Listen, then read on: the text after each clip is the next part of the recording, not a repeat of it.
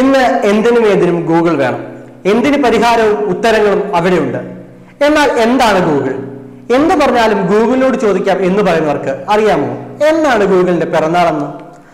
1998 സെപ്റ്റംബറിൽ PhD വിദ്യാർത്ഥികളായ Larry പേജും Sergey ബ്രിനും ചേർന്നാണ് അവർ പഠിച്ചിരുന്ന കാലിഫോർണിയയിലെ സ്റ്റാൻഫോർഡ് സർവകലാശാല ക്യാമ്പസിൽ ഉപയോഗത്തിനായി ഗൂഗിൾ എന്ന സെർച്ച് എഞ്ചിൻ ആരംഭിച്ചത്.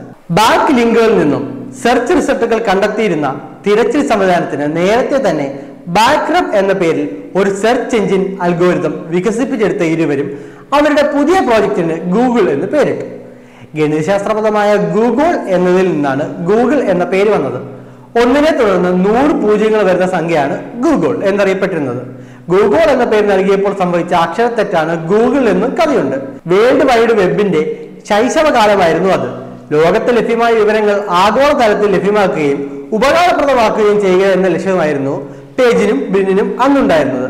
യാഹു, ആസ്ക് ജീവസ് തുടങ്ങിയ സെർച്ച് എഞ്ചിനുകളുമായി തുടക്കകാലത്ത് മത്സരിക്കേണ്ടി വന്നുവെങ്കിലും ലോകത്തെ ഏറ്റവും ജനപ്രിയമായ സെർച്ച് എഞ്ചിൻ എന്ന നിലയിലേക്ക് വളരാൻ ഗൂഗിളിന് ഈ കാലം കൊണ്ട് സാധിച്ചു.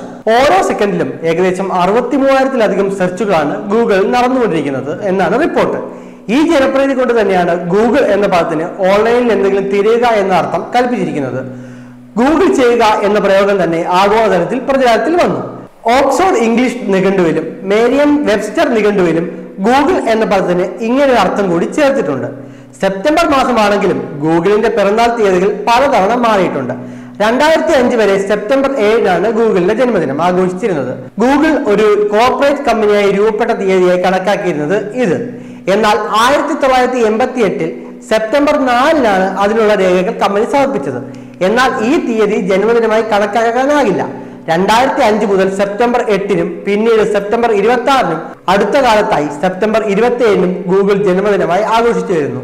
കമ്പനിയുമായി ബന്ധപ്പെട്ട് ഏത് സംഭവം ഒരു തുടക്കമായി കണക്കാക്കണം എന്നതിനാൽ ഗൂഗിളിൽ ഇപ്പോഴും ആശയക്കുഴപ്പമുണ്ട് എന്നതാണ് രസകരമായ മറ്റൊരു കാര്യം. ഇതുവരെ കണക്കാക്കിയ തീയതിയേക്കാൾ മുമ്പ് ഓഗസ്റ്റ് 30-ന് തന്നെ ഗൂഗിൾ അതിന്റെ ആദ്യ ഡൂഡിൽ പോസ്റ്റ് ചെയ്തിരുന്നു. ഗൂഗിളിന്റെ ഇപ്പോഴത്തെ ആസ്ഥാനം കാലിഫോർണിയയിലെ മൗണ്ടൻ വ്യൂയിലുള്ള ഗൂഗിൾ പ്ലക്സ് ആണ്.